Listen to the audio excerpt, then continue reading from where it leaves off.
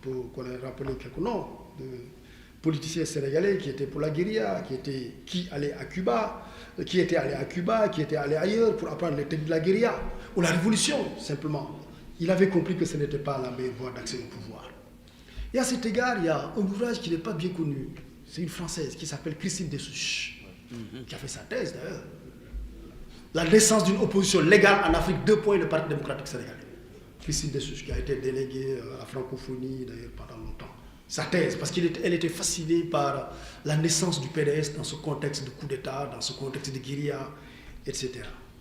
Mais c'est le sens du pragmatisme qui a fait que Wade a pu imposer à Senghor au parti et accepter en contrepartie le libéralisme.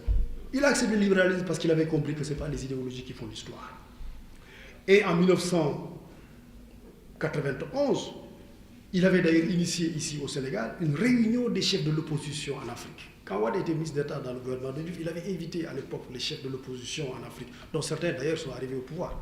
Et il leur expliquait comment privilégier la méthode démocratique et le dialogue avec les pouvoirs en place pour espérer les remplacer.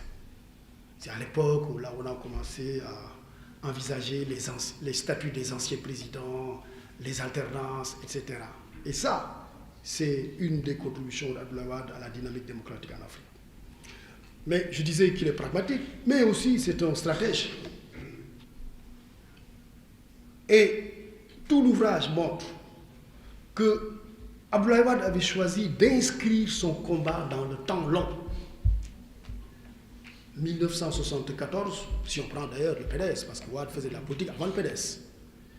Mais jusqu'à nos jours, d'ailleurs, avec 2000 comme point d'orgue, parce que 2000 c'est l'alternance, mais son action politique s'inscrit dans le temps long. Ce n'est pas un politicien accidentel, ou bien un politicien à ses heures perdues, c'est un politicien. Il a fait le choix d'être un politicien. Et à cet égard, il bat le record de longévité politique. Il bat le record de candidature à la présidentielle. Abdoulaye Wade, en dehors de la présidentielle de 2019 et de 2024, a participé à toutes les élections présidentielles du Sénégal. Depuis 1978. Parce qu'avant 1978, on ne pouvait pas. Senghor était seul candidat en 63, seul en 68, seul en 73. L'ouverture, c'est en 78. Et quand il a ouvert en 78, il n'y avait que 2 candidats, Abdoulaye Wade était là. Et plus jamais il n'a quitté la scène politique. Il bat le record de candidature à la présidentielle. Pour la persévérance. Abdoulaye Wade a affronté, en dehors du président Bassirou Diomaye Faye, il a affronté tous les présidents. Il a affronté Senghor en 1978. Il a affronté Diouf en 83, 88, 93, 2000. Il a affronté Macky Sall en 2012 notamment. C'est un combattant.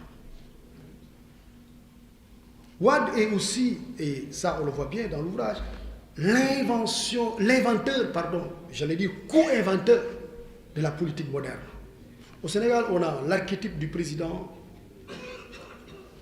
politicien, c'est Senghor. C'est Senghor qui a inventé le modèle. Il est président, quand il fait sa campagne, il utilise les moyens de l'État, il fait des tournées. C'est le président en campagne, qui parle de son programme, qui dit que l'opposition n'est pas sérieuse, etc.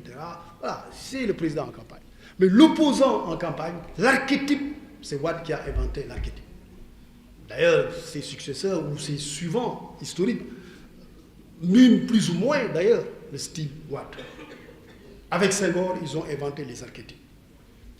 L'archétype du président politicien et l'archétype de l'opposant aspirant à devenir président.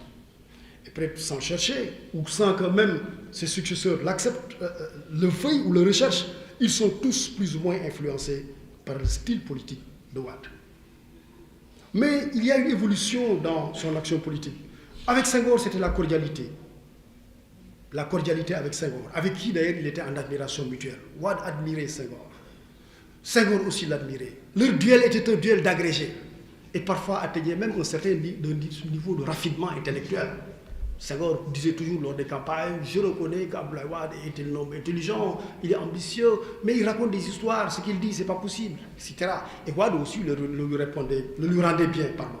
Il y avait donc une sorte de courtoisie, une sorte de gentleman agreement entre eux. La radicalisation politique de Wade commence plutôt en 1988.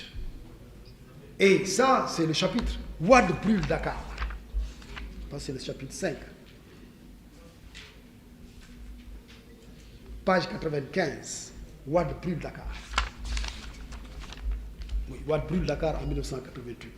C'est un chapitre fort intéressant, fort instructif, avec la campagne électorale tendue, les déclarations, on le rappelle, de Abdou Diouf, les déclarations de Abdoulaye Wade, Boubacar Sall, tout est relaté dans l'ouvrage. Les résultats contestés, les émeutes, la proclamation de l'état d'urgence, l'arrestation et le jugement de Wade et de ses compagnons. Amnistie, dialogue, surtout.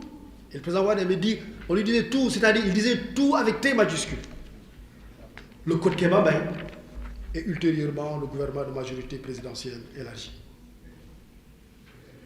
Et on voit ici que Wade, c'est l'inventeur de l'opposition et de la manière de s'opposer. Il a promu un nouveau marketing politique au Sénégal, différent de ce que faisaient ses devanciers. Les devanciers de Wade qui faisaient la politique étaient parfois un peu déconnectés. Amadi Alidien aimait raconter souvent que Cheikh Anta, dans ses meetings, parfois il parlait un Wolof, mais il parlait un Wolof pur. Et les paysans disaient quelle langue il parle. Parce que le Wolof qu'il parlait était un Wolof académique. Donc parfois, les hommes politiques donnaient l'impression d'être un peu déconnectés par rapport à la réalité sénégalaise. Wade a tout de suite su adapter les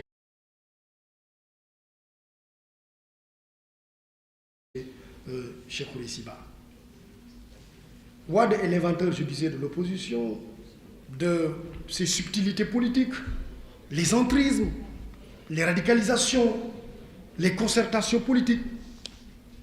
Et il a pu, en maniant toutes ces stratégies, il a pu s'ériger en rassembleur avec ce que Mamles Camara appelait la plus grande coalition de l'histoire du Sénégal qui a déraciné le Baobab en 2000.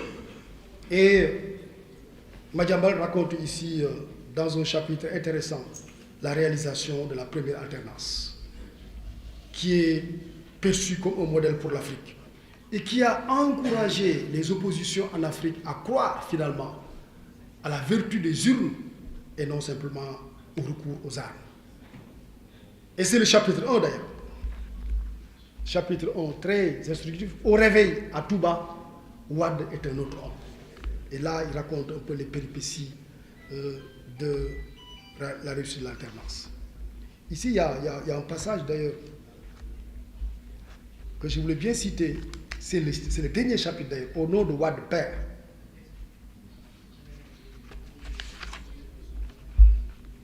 La première alternance politique est survenue au Sénégal par Abdoulaye Wade. C'est l'auteur qui parle, le 19 mars 2000. C'est l'aboutissement pour ce monstre politique d'un parcours de plus d'un demi-siècle semé d'embûches.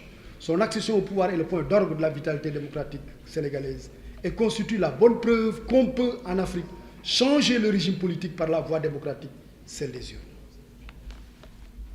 Très important comme leçon d'histoire. Je voudrais maintenant parler, pour terminer, du président. Le président Abdoulaye Wade. Évidemment, on ne peut pas déconnecter le président et l'homme politique, parce que l'homme politique influe le président, mais c'est pour des commodités de la présentation qu'on a voulu ici isoler le président.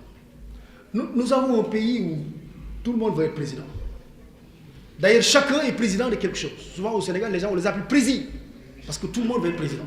Si vous êtes dans un parti politique, vous n'avez pas de ça, vous créez votre parti politique, vous êtes président. Et